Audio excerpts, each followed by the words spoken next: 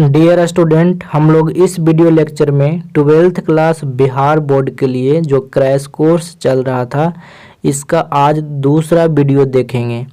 पहला video lecture में हम लोग जो भी इम्पोर्टेंट ऑब्जेक्टिव क्वेश्चन था स्टोरी ऑफ इंग्लिश का उसको हम लोग कंप्लीट कर चुके हैं। आज के वीडियो में हम लोग सिर्फ और सिर्फ सब्जेक्टिव क्वेश्चन को कवर करेंगे। तो चलिए शुरू करते हैं। तो पहला क्वेश्चन है, what is the difference between a short story and a novel. अब यहाँ पे क्वेश्चन पूछ रहा है कि एक शॉर्ट स्टोरी होता है और एक नोवेल होता है, उसमें क्या डिफरेंस है। जो बेसिक डिफरेंस है ना उसको हमें बताना है। तो चलिए इसका आंसर देखते हैं। तो कहता है there are many differences between a short story and a novel. कहता है कि एक शॉर्ट स्टोरी नोवेल में और एक शॉर्ट स्टोरी में और एक नोवेल में बहुत सारे अंतर हैं, लेकिन हमें क्या करना है ना कि जो बेसिक अंतर है उसको हमें यहाँ पे बताना है। तो मैंने पॉइंट में लिख रखा है, तो आपको भी अपने एग्जाम में पॉइंट में भी आंसर देना है। तो पहला पॉइंट में लिखा है short stories are shorter than novels. तो यहाँ पे कह रहा है कि जो नोवेल्स होते हैं उनकी तुलना में जो शॉर्ट स्टोरी होता है वो छोटे होते हैं। शॉर्ट और दूसरा पॉइंट है short stories are generally designed to produce a single effect, novels are designed to produce multiple effect. अब कह रहा है कि जो शॉर्ट स्टोरी होते हैं उनका जो इफेक्ट होता है, मतलब उनको पॉइंट ऑफ जो व्यू होता है शॉर्ट स्टोरी का वो सिंगल होता है, वो एक मुद्दा पे बात करते हैं। लेकिन जो नोवेल्स होते हैं उनका जो इफेक्ट होता है वो मल्टीपल होते हैं, उसके बहुत सारे पहलू होते हैं। अगला पॉइंट है short story contains one basic plot. अब यहाँ पे कहते हैं कि जो शॉर्ट स्टोरी होता है ना उसमें वन बेसिक प्लॉट होता है। अब ये बेसिकली जो प्लॉट क्या होता है, ये जो स्टोरी जो होता है ना और नोवेल्स उसके लिखने की एक राइटिंग का जो कला है, जो एक स्टाइल होती है लिखने की प्लॉट में, उसको कहते हैं। तो यहाँ पे कह रहा है कि जो शॉर्ट स्टोरी होती है बेसिकली वन प्लॉट में लिखी जाती है, लेकिन जो नोवेल्स होते हैं उसमें बहुत सारे प्लॉट्स और बहुत सारे सब प्लॉट भी होते हैं, मतलब प्लॉट के अंदर प्लॉट। ठीक है, जैसे होते हैं ना काइंड, सब काइंड, क्लास, सब क्लास, तो उसी तरह से प्लॉट्स भी होते हैं और प्लॉट्स के अंदर प्लॉट्स मतलब सब प्लॉट भी होता है। ठीक है, अगला पॉइंट है short stories focus on one और टू कैरेक्टर्स। तो जो शॉर्ट स्टोरी होते हैं उसमें कैरेक्टर एक होते हैं या फिर दो होते हैं, लेकिन जो नोवेल्स होते हैं इसमें बहुत सारे कैरेक्टर होते हैं, इनमें मल्टीपल कैरेक्टर्स होते हैं। आपको पता है नोवेल्स का मतलब एक फिल्म या फिर आप कहें तो एक उपन्यास होता है, एक फिल्म टाइप का ही होता है। और बहुत सारे जो मूवी होते हैं वो नोवेल्स पे ही बेस्ड होते हैं, मतलब नोवेल पर ही बनाया जाता है। ठीक है, तो आपको ये क्वेश्चन समझ में आया होगा और मैंने ये क्वेश्चन आपके कोर्स में अपडेट किया है क्योंकि इस बार एग्ज़ाम में जो सेंटअप एग्ज़ाम हुआ था उसमें पूछा गया था। अब आप ध्यान से सुनिए, जो भी सब्जेक्टिव क्वेश्चन होता है ना शॉर्ट स्टोरी का, स्टोरी ऑफ इंग्लिश का, वो रिपीटेड पूछा जा रहा है। मतलब जो भी इस वीडियो में करवाऊंगा बस आपको इतना ही करके जाना है, इससे ज़्यादा करने की बिल्कुल भी ज़रूरत नहीं है। तो चलिए नेक्स्ट क्वेश्चन करते हैं। और उससे पहले मैं आपको बता दूं 12th क्लास बिहार बोर्ड के लिए पूरे कोर्स को कवर करते हुए मैंने गेस पेपर बनाया है और इस गेस पेपर में बिल्कुल सेलेक्टेड और इम्पॉर्टेंट क्वेश्चन है। अगर आप इसे डाउनलोड करना चाहते हैं तो वीडियो के डिस्क्रिप्शन में या फिर इस व्हाट्सएप नंबर पे आप व्हाट्सएप करके लिंक या फिर डिटेल भी ले सकते हैं। तो चलिए आगे बढ़ते हैं। तो ये क्वेश्चन हमने कर लिया है। दूसरा क्वेश्चन है, अब बेसिकली यहाँ पे भी आपको क्वेश्चन नंबर 1 दिख रहा होगा। तो यहाँ पे 1 इसलिए दिख रहा है क्योंकि ये क्वेश्चन काफ़ी इम्पोर्टेंट है और जो पहले करवाया वो क्वेश्चन को मैं अपडेट किया हूँ, मतलब ऐड ऑन किया हूँ। तो अब यहाँ से ध्यान से सुनिएगा। कहता है write a short note and on old English और डार्क एज। कहता है कि आप ओल्ड इंग्लिश पे शॉर्ट नोट लिखिए या फिर डार्क एज पे शॉर्ट नोट लिखिए। तो ओल्ड इंग्लिश को ही डार्क एज बोला जाता है। आगे आपको पता चल रहा है क्यों ऐसा। कह रहा है the old English period belongs to AD 449 टू AD 1066। ये तो मैंने आपको ऑब्जेक्टिव में भी करवाया था। तो कह रहा है कि जो ओल्ड इंग्लिश का पीरियड है 449 से लेकर 1066 तक है। तो ये याद रखिएगा, ऑब्जेक्टिव में भी पूछ सकता है। अगली बात है this period was also known as childhood of English. कहता है कि जो ये पीरियड है ना ओल्ड इंग्लिश वाला, इस पीरियड को चाइल्डहुड ऑफ इंग्लिश भी कहते हैं। ठीक है। अगली बात एट दैट टाइम, कहता है इस समय क्या हुआ था, English was purely a mixture of different dialects. कहता है कि जो ओल्ड इंग्लिश का जो पीरियड था ना, उस समय जो भी इंग्लिश था वो बहुत सारे बोली से मिलकर बना था, मतलब मिक्सचर था, बहुत सारे लोकल जो लैंग्वेज थे उसका मिक्सचर था। Old English was dialectial. Dialectial का मतलब रिलेटेड टू डायलेक्ट्स। ठीक है, मतलब जो ओल्ड इंग्लिश था उसमें बहुत सारे डायलेक्ट्स था, मैंने अभी आपको आगे बताया था। और इनके जो शब्द थे, जो इनमें जो शब्दों का प्रयोग होता था, जो लिखे जाते थे और जिनका जो उच्चारण होता था वो अलग अलग तरीके से होते थे, मतलब डिफरेंटली होते थे। मतलब कोई कुछ बोल रहा है उसको तो कोई दूसरा कुछ बोल रहा है, ऐसे। It has no proper grammars. और जो ओल्ड इंग्लिश था उस इंग्लिश में कोई खास ग्रामर के रूल्स नहीं थे कि ये ग्रामर का रूल्स ऐसे है और ऐसे आपको यूज करना है, ऐसा कोई ग्रामर का रूल्स नहीं था। कह रहा है many of old English words and structure don't use today. आज जो है ना ओल्ड इंग्लिश में जो भी स्ट्रक्चर यूज किए जाते थे पहले, आज यूज में नहीं आते हैं। The old English period is not able to produce literature of much significance. देखिए यहाँ पे कहना ये चाह रहा है कि जो भी ओल्ड इंग्लिश का पीरियड था वो ज़्यादा प्रभाव नहीं डाल पाया, उसका महत्व ज़्यादा नहीं रहा इंग्लिश लिटरेचर में। ठीक है, ये कहना चाह रहा है। और इस कारण से इनको, मतलब इस पीरियड को डार्क एज बोला जाता है। मतलब जो भी इंग्लिश का जो ये पीरियड था, इस पीरियड में इंग्लिश उतना इम्पोर्टेंस नहीं दे पाया, इस कारण से इस पीरियड को डार्क एज बोला जाता है। समझ आया? तो याद रखिएगा डार्क एज बोला जाता है। तो क्वेश्चन ऐसे भी पूछ सकता है कि शॉर्ट नोट लिखिए डार्क एज पे या फिर ओल्ड इंग्लिश पे। ठीक है, तो आपको आंसर एक ही करना है, मतलब एक ही बात है। दूसरा सबसे इम्पोर्टेंट क्वेश्चन है right a short note on middle English. तो देखिए old English, middle English, modern English, ये तीनों काफ़ी इम्पोर्टेंट है। और ऐसे ही क्वेश्चन पूछता है कि एक नोट लिखिए। पिछले जितना भी एग्ज़ाम हुआ है 2009 से लेकर आज तक, सारे एग्ज़ाम में जो भी सब्जेक्टिव क्वेश्चन पूछा गया इसी पैटर्न पे और बिल्कुल सेम क्वेश्चन रिपीट होकर आ रहे हैं। तो आपको सिर्फ इतना ही करके जाना है, मैंने आपको पहले ही बताया है। तो दूसरा क्वेश्चन है कि मिडिल इंग्लिश पे नोट लिखिए। तो चलिए इसको भी समझा देते हैं। कहता है the period belongs to AD 1150 to 1500 is called the age of middle English in the history of English language। कहता है कि इंग्लिश के इतिहास में जो मिडिल इंग्लिश है उसका पीरियड 1150 से लेकर 1500 तक माना जाता है। तो ये भी आपको याद रखना है।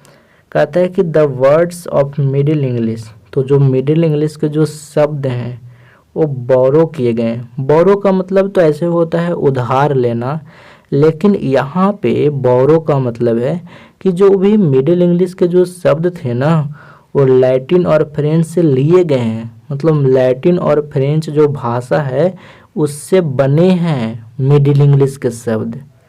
समझ गए? चलिए, कहता है the main feature of this English was to witness the great vowel shift. कहता है इस इंग्लिश का सबसे जो महत्वपूर्ण फीचर है, जो मेन फीचर है, वो है ग्रेट वॉवेल शिफ्ट का।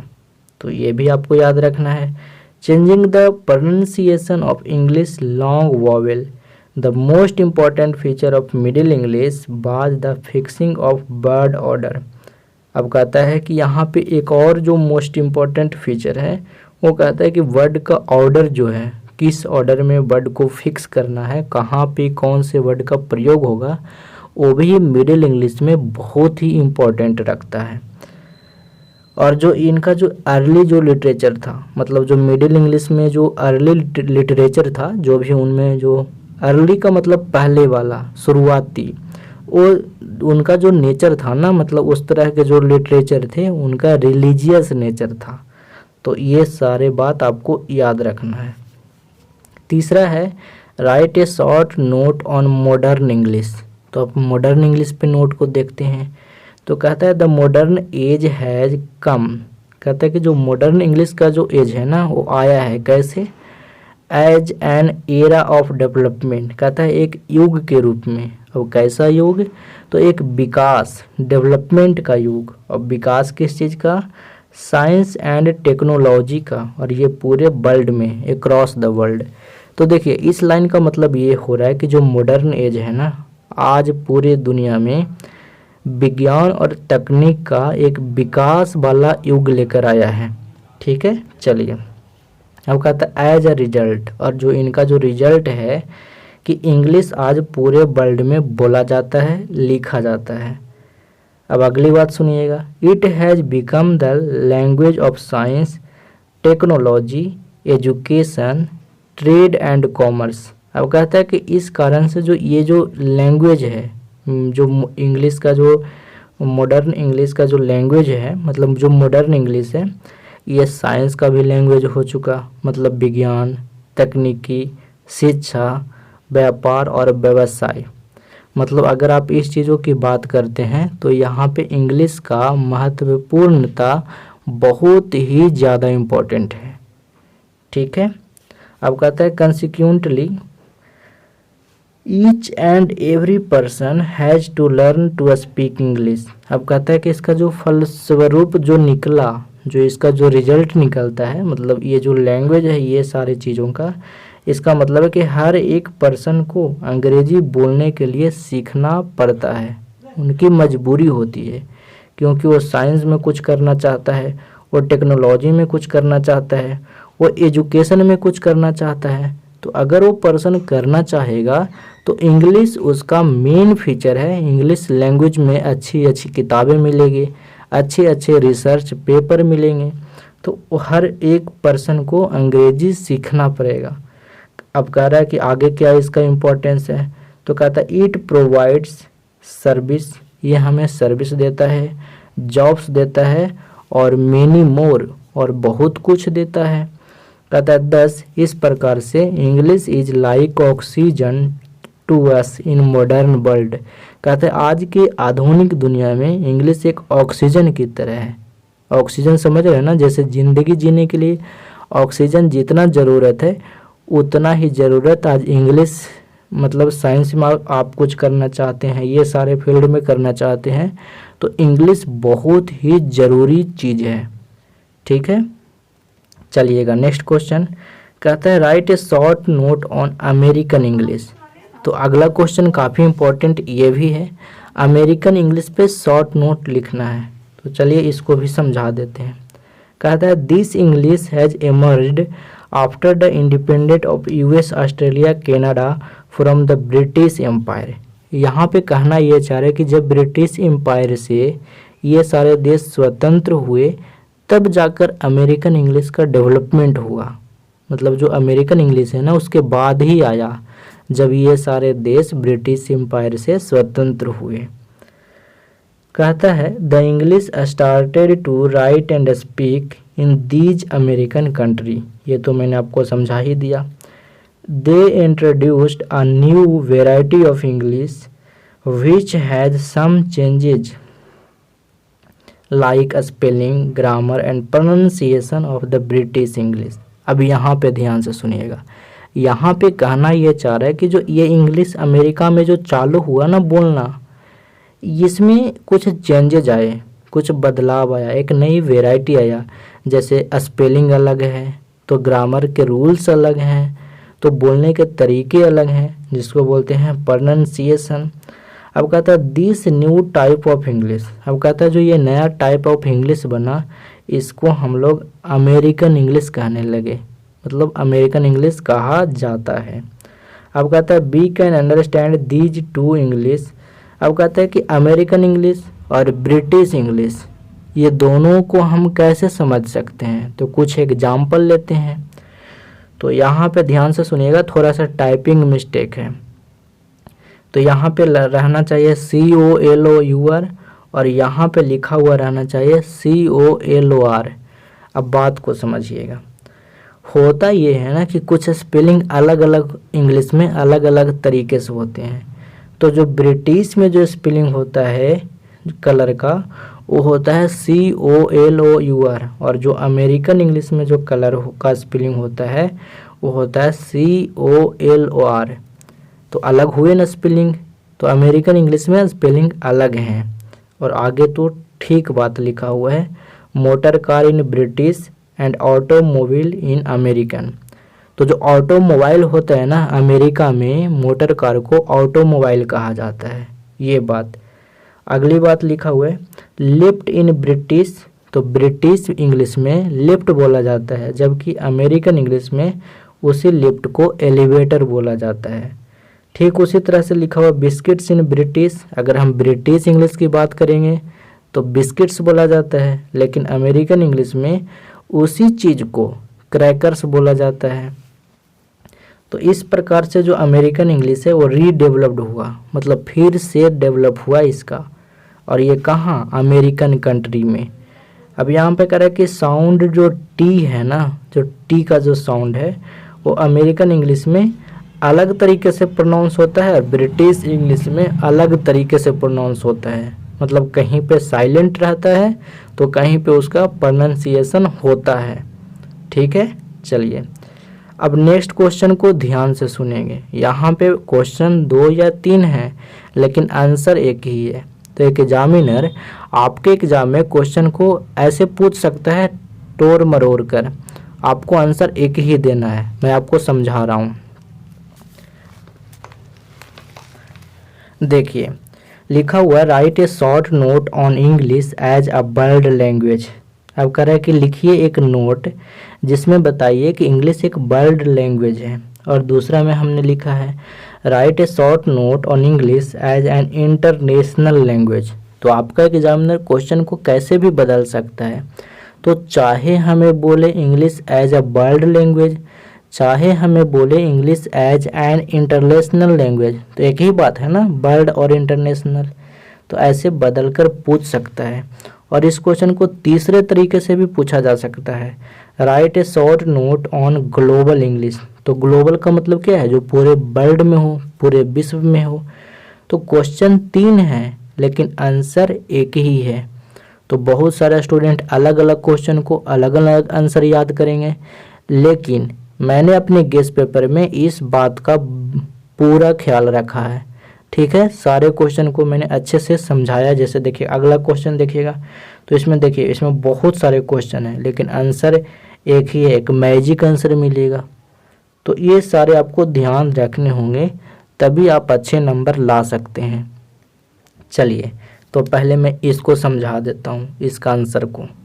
यहाँ पे मैंने लिख रखा है कि ये सभी क्वेश्चंस का मतलब एक ही है।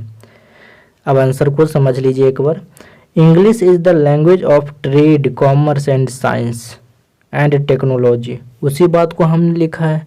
तो आपको क्या करना है ना कि कुछ बातें याद रहेगी, तो आपको इधर वाले बात उधर और उधर वाले बात अगर मिलता है तो फैक्ट्स को आप यूज कर सकते हैं। कहता है it is being spoken and written in the whole world. हमें क्या बोल रहा था ना कि वर्ल्ड लैंग्वेज पे नोट लिखो, इंटरनेशनल लैंग्वेज पे नोट लिखो। तो हमने लिख दिया कि साइंस और कॉमर्स और टेक्नोलॉजी का जो लैंग्वेज है, जो भाषा है, वो इंग्लिश है और ये पूरे वर्ल्ड में लिखा और बोला जाता है। All the earlier colonies of the British empire including India had the presence of this language. अब यहाँ पे कह रहा है कि जितने भी कॉलोनीज हुआ ब्रिटिश एम्पायर जहाँ जहाँ पे शासन किया, यहाँ तक इंडिया भी, तो इंडिया में भी इसके प्रेजेंस आपको देखने को मिलेगा। किसका? इंग्लिश का। मतलब इंडिया में बहुत बड़े लोग हैं जो इंग्लिश बोलते और लिखते हैं, है ना। कहता the United State and many American countries have English as their main language. कहता है कि यूनाइटेड स्टेट की बात करें या फिर बहुत सारे ऐसे कंट्री हैं जिनका मेन लैंग्वेज ही इंग्लिश है, तो इंग्लिश का तो इम्पोर्टेंट है और हमें इसी पे तो नोट्स लिखने बोला है। ठीक है, आगे देखिएगा। कहता इन द यूरोपियन कंट्रीज, कहता अगर हम यूरोपियन कंट्री की बात करें तो उनका भी इंग्लिश मेन लैंग्वेज है। मतलब यूरोप के अधिकतर ऐसे कंट्री हैं, अधिकतर क्या लगा लीजिए 90% ऐसे कंट्री हैं जहाँ की लैंग्वेज इंग्लिश है। ठीक है, कहता है in the European country like France, Russia, Germany, ये सब तो बहुत मेजर कंट्री है। English language spoken by a large number of people. तो इंग्लिश यहाँ पे बहुत बड़ी संख्या में बोला जाता है, बहुत बड़ी संख्या के लोग इंग्लिश को बोलते हैं। अब कहता है it is the main language of the United nation. अगर हम यूनाइटेड नेशन की बात करें, आपको पता होगा ये एक संस्था है यूनाइटेड नेशन, तो अगर हम इसकी बात करें तो इसका एक मुख्य भाषा जो है जो इंग्लिश ही है। Today English is the most widely used language in the whole world. अब कहता है कि आज अगर हम बात करें तो पूरे वर्ल्ड में जो इंग्लिश है जो मोस्ट वाइडली मतलब सबसे ज़्यादा यूज किए जाते हैं, सबसे ज़्यादा प्रयोग में लाए जाते हैं। There is no any country in the world where English is not being written and spoken in schools and colleges. अब यहाँ पे कह रहा है ना कि कोई भी ऐसा दुनिया में देश नहीं है कि जहाँ के स्कूलों में या फिर कॉलेजों में इंग्लिश नहीं पढ़ाया जाता है। मतलब हर एक कंट्री में इंग्लिश पढ़ाया ही जाता है। तो हमें तो यही बोला था कि पूरे वर्ल्ड के लैंग्वेज पे या फिर इंटरनेशनल लैंग्वेज के रूप में इंग्लिश पे नोट लिखिए, तो मैंने उसी सारे इम्पोर्टेंट पॉइंट को यहाँ पे लिखा है। ठीक है, English is taut almost in each and every country. अब यहाँ पे हमने लिखा कि इंग्लिश ना लगभग प्रत्येक देश में पढ़ाया जाता है, लिखाया जाता है। वी कैन से, इसीलिए हम लोग कह सकते हैं कि इंग्लिश हमारा एक वैश्विक भाषा है, एक ग्लोबल लैंग्वेज है। तो मैंने बहुत अच्छे से आंसर दे दिया है इस क्वेश्चन का। नेक्स्ट क्वेश्चन को ध्यान से सुनिएगा। नेक्स्ट क्वेश्चन कहता है write a short note on the future of English. देखिए इंग्लिश के फ्यूचर की बात कर रहा है। Write a short note on English as the second language of India. तो सेकेंड लैंग्वेज बन जाएगा इंग्लिश इंडिया का, है ना। तो ये भी हमारे फ्यूचर की ही बात हो रही है। फिर हमने लिखा right a short note on the future of English, या फिर डायरेक्ट रहे कि फ्यूचर में बताइए इंग्लिश पे जो इंग्लिश का जो इफेक्ट होगा फ्यूचर में क्या होगा, इस पे नोट्स लिखिए। या फिर कह रहा व्हाट आर द डिफ़िकल्टीज, कहता क्या परेशानियाँ आएगी इंडियंस के द्वारा इंग्लिश सीखने में, इस पे नोट्स लिखिए। तो मैंने क्या किया है ना, यहाँ पे बहुत सारे क्वेश्चन हैं और एक बात बताऊँ, अभी तक आपने जितने क्वेश्चन किए ना, मैं गारंटी करता हूँ उतना क्वेश्चन में ही आपके एग्ज़ाम में क्वेश्चन आ जाएंगे। इसे पढ़ने की बिल्कुल भी ज़रूरत नहीं है, बट मैं आपको पूरा कवर करवा रहा हूँ। ठीक है, तो यहाँ पे क्वेश्चन 4-5 हैं, लेकिन आपके आंसर एक ही होंगे क्योंकि मैंने तैयार किया है एक मैजिक आंसर। अब ये मैजिक आंसर कैसे तैयार होता है ये मैं ऑफलाइन क्लास में बताता हूँ। ठीक है, इसके कुछ पॉइंट्स हैं, यहाँ पे सिर्फ आंसर मैं दे रहा हूँ, आप इसे ध्यान से समझ लीजिए। कहता है we are living in the age of science, technology and global market economy. कहता है आज हम लोग जिस एज में जी रहे हैं, जिस युग में जी रहे हैं, वो जो हमारा युग है विज्ञान का है, तकनीक का है, ग्लोबल मार्केट का है। English is very important for Indians in future. अब देखिए इंडियन इंग्लिश की बात आया था तो मैंने उस पॉइंट को भी घुसा दिया कि जो इंग्लिश है बहुत ही इम्पोर्टेंट है इंडियन के लिए फ्यूचर में। कहता है without English you can not imagine India as a developed country. अगर हम भारत की बात करें तो बिना इंग्लिश को हम कल्पना नहीं कर सकते भारत के विकास के लिए। अगर भारत का विकास करना है तो इंग्लिश हमें सीखना पड़ेगा। क्यों? क्योंकि साइंस के क्षेत्र में जाइएगा तो अच्छा जो रिसर्च पेपर है, अच्छी जो किताबें हैं वो आपको देखने को मिलेगा कहाँ पे, इंग्लिश लैंग्वेज में भी।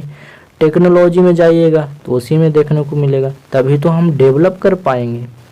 अगला बात है it is not our mother language but it is very important for us. मैंने इस बात को भी लिखा है कि ये हमारी मातृभाषा नहीं है लेकिन हमारे लिए महत्वपूर्ण ज़रूर है। ये हमारी मातृभाषा नहीं है लेकिन इसे सीखना ज़रूरी है क्योंकि हमें जीना है ना आगे। कहता है we will have to face many difficulties to learn English. कहता है कि हम लोगों को बहुत सारे परेशानियों का सामना करना पड़ेगा इंग्लिश को सीखने के लिए। Today it is used as the second language in India. अगर हम आज बात करें तो आज भारत में दूसरी प्रमुख भाषा है इंग्लिश। कहता है we can not understand one another even in Indian state like Kerala, Tamil Nadu, West Bengal. तो ये बात तो आपको अच्छा से पता होगा। अगर हम लोग केरला जाएं, वेस्ट बंगाल जाएं, तमिलनाडु जाएं तो वहाँ के लोगों को हिंदी नहीं आती और हमें तमिल नहीं आता, तो हम कैसे एक दूसरे से बात विचार करेंगे। तो वहाँ पे हमारा जो जोड़ने वाली भाषा है ना, हम दोनों को जोड़ने वाली जो भाषा है वो इंग्लिश ही होगा। तो मैंने वही लिखा है we use English as a link language in South Indian state. तो अगर आप साउथ इंडियन स्टेट गए कभी, आंध्र प्रदेश आपने गया, तो वहाँ पे आपको बहुत परेशानी होगा भाषा को लेकर अगर आपको इंग्लिश नहीं आती है। तो अगर आपको इंग्लिश आती है तो उनको भी आती है और बात विचार कर लेंगे बढ़िया से। तो हमारा लिंक लैंग्वेज का काम करता है इंग्लिश, ठीक है। We can see that it is expanding by leaps and bounds and a second language of India। कहता है कि आज हम लोग इंग्लिश को इतना ज़्यादा यूज कर रहे हैं, इतना ज़्यादा एक्सपेंड हो रहा है, आगे बढ़ रहा है इतना तेज़ी से कि इंडिया में ये सेकंड लैंग्वेज या तो अभी है या फिर कुछ दिनों में हो ही जाएगा और इसे हमें करना ही पड़ेगा। 10 कहता है इस प्रकार से I mean to say that, मेरा कहने का मतलब है कि जो फ्यूचर है इंग्लिश का इंडिया में वो ब्राइट है। इसे या फिर आप लिख सकते हैं कि इंग्लिश जो है इंडिया का सेकंड लैंग्वेज है। क्लियर। चलिए नेक्स्ट क्वेश्चन में आपको क्या करना है ना कि ऑब्जेक्टिव क्वेश्चन या फिर सब्जेक्टिव क्वेश्चन भी इस तरह के पूछे जा सकते हैं। आपको सीधे पूछेगा कि 5 इंडियन अंग्रेजी राइटर जो इंग्लिश राइटर है उसका नाम बताओ। तो आप ये सारे याद रखोगे तभी तो बताओगे ना। आपको पूछ देगा कि 5 ब्रिटिश जो नोवेलिस्ट हैं उनके नाम बताओ, तो आपको याद रहेगा तो पूछेगा। या फिर डायरेक्ट दे देगा कि ये जो पर्सन है ना मार्लो, ये कैसा पर्सन है, तो आपको बताना होगा ब्रिटिश ड्रामाटिस्ट है या फिर इंग्लिश ड्रामाटिस्ट। तो इसको एक बार समझा देता हूँ क्वेश्चन कैसे आएगा, मैंने बता दिया। ऑब्जेक्टिव में भी आ सकता है, सब्जेक्टिव में भी। अब सुनिए, कहता है 5 इंडियन इंग्लिश राइटर का मतलब है कि 5 भारतीय मतलब भारत का आदमी है जो कि अंग्रेजी को लिखते हैं या फिर लिख चुके हैं या फिर लिखते थे, उनका नाम पूछ सकता है। या फिर किसी एक राइटर का नाम दे देगा और पूछेगा कि इसमें इंडियंस कौन से हैं, तो आप नाम से तो बता ही दोगे, बट याद रखना है मुल्क राज आनंद, राजा राव, ये तो आपको मैंने बताया था, कांथापुरा इनका लिखा हुआ बहुत ही फेमस है, अनीता देसाई और अरुंधति रॉय और खुशवंत सिंह, ये 5 इंडियन राइटर्स हैं, इनको याद रखना है। अगला है 5 ब्रिटिश बोलें या फिर इंग्लिश बोलें, यहाँ पे दोनों बात याद रखना है। ब्रिटिश का मतलब है अंग्रेज और इंग्लिश का मतलब भी अंग्रेज है। तो अगर आपका क्वेश्चन आता है 5 ब्रिटिश या फिर इंग्लिश नोवेलिस्ट, तो आपको सारा का सारा इंग्लैंड के राइटर के बारे में बताना है। तो यहाँ पे कौन होंगे, D.H. Lawrence, Walter Scott, Richardson, Jane Austen और इमली ब्रोंटी। तो ये आप याद रखिएगा।